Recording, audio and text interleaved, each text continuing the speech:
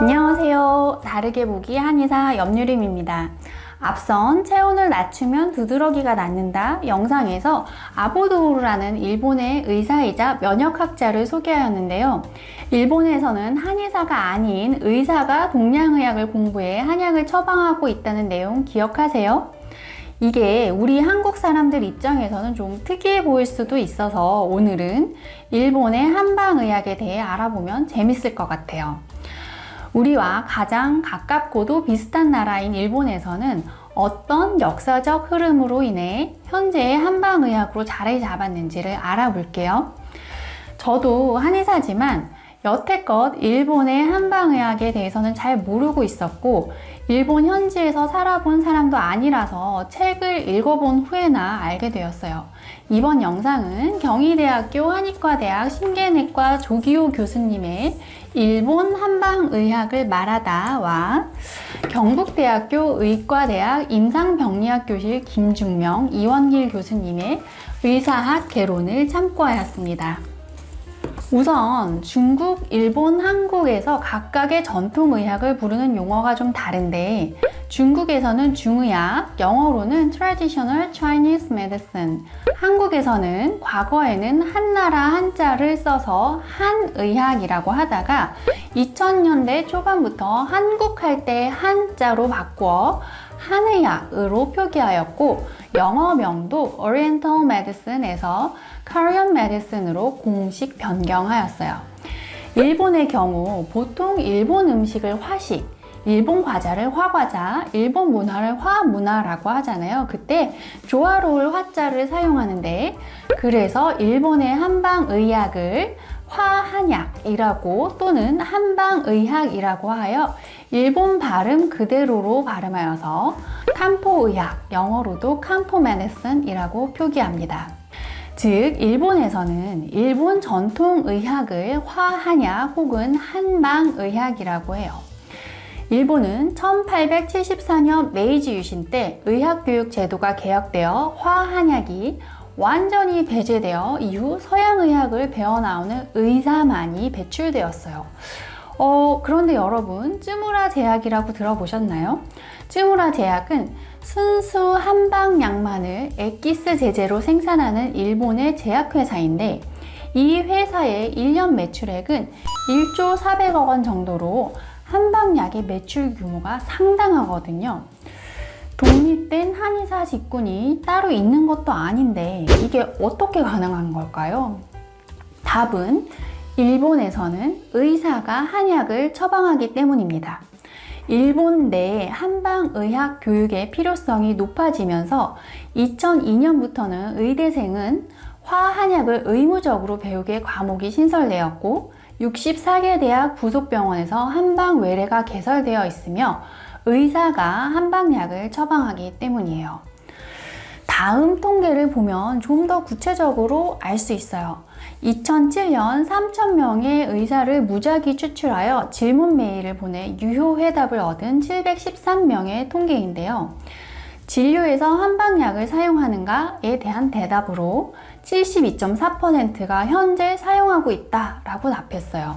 과별로 보면 산부인과 97.4%, 비뇨기과 95.2%, 심료내과 92.9%, 소화기과 88.5%, 내과 82.2%로 높은 편이었습니다. 여기서 심료내과는 갱년기 장애 자율신경 실조증을 전문으로 하는 과목이라고 하네요. 한방약으로 무엇을 기대하고 사용하는가 라는 질문에 대해서는 62.8% 양약 치료만으로는 한계가 있기 때문에 32.6% 학회 등에서 과학적 데이터가 보고되기 때문에 32.0% 환자의 QOL을 높이고 전인적인 의료가 가능하기 때문에 21.9% 환자들이 강력하게 요구하기 때문에 처방한다고 답하였습니다. 다만 양약을 우선적으로 사용하되 한약을 병행하거나 간혹 상황에 따라서 한약을 우선적으로 선택하기도 한다고 조사되었습니다.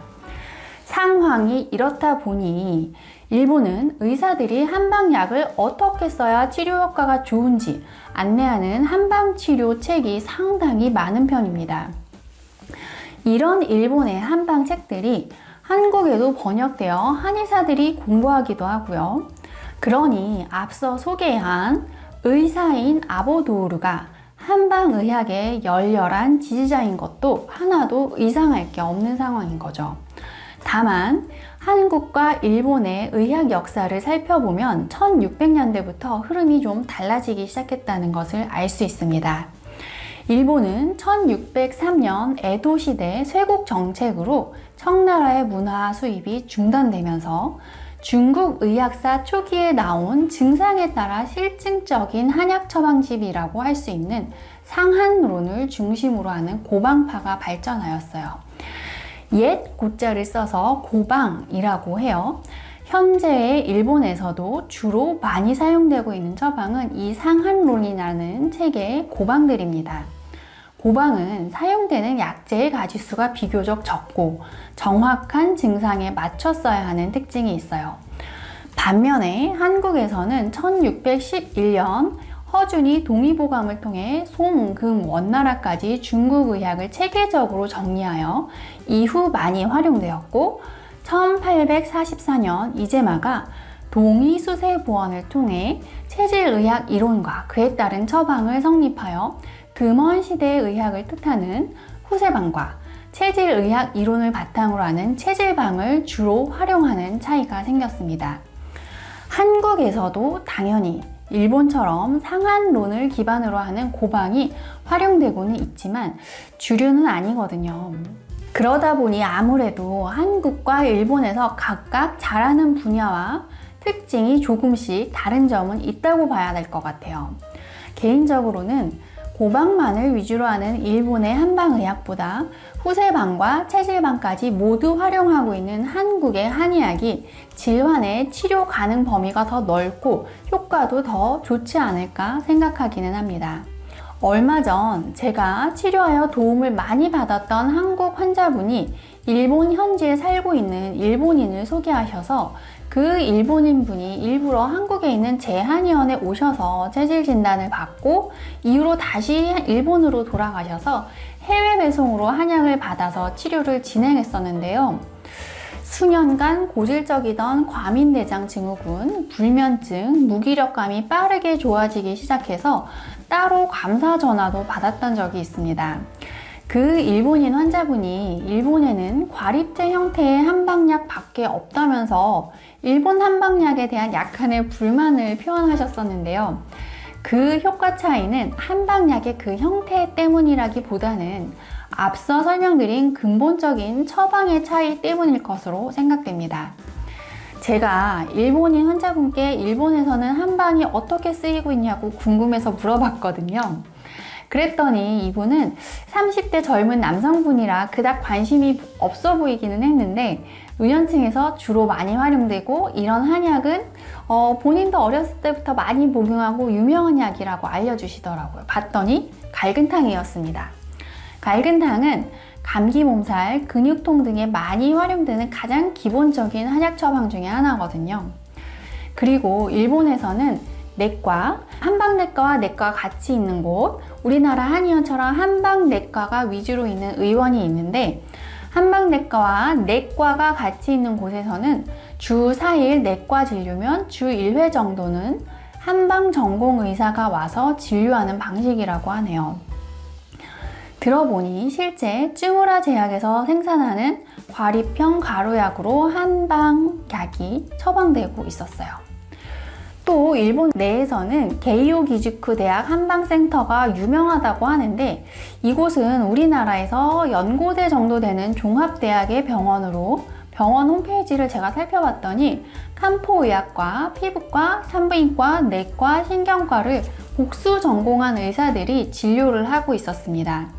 우리나라는 의사, 한의사가 각각 독립된 직군으로 분리되어 있어서 한의학 분야의 전문성과 연구가 더 깊게 진행될 수 있다는 장점이 상당히 큰 반면 실제 임상에서 환자분들은 양한방을 자유로이 오가며 치료를 하는데 의대를 졸업한 의사분들은 한의학에 대한 지식이 전혀 없어서 한의학 치료를 하는 환자분에 대한 정확한 티칭이 이루어지지 못하고 단순히 한약 치료를 배제하는 티칭만 하게 된다는 점이 상당히 안타깝습니다. 개인적으로는 의대 과정에서 기본적인 한의학 개념을 좀 배우고 나오면 현실 임상에서 환자분께 훨씬 더 도움이 되지 않을까 해요. 현대의학과 한의학은 분명히 각각의 특성과 장단점이 다른 의학이고 각각의 장점을 취합할 수 있다면 최선의 치료를 할 수 있을 테니까요. 그렇지 않을까요, 여러분? 오늘도 유익한 시간 되셨다면 구독과 좋아요 부탁드려요. 좋은 하루 되세요.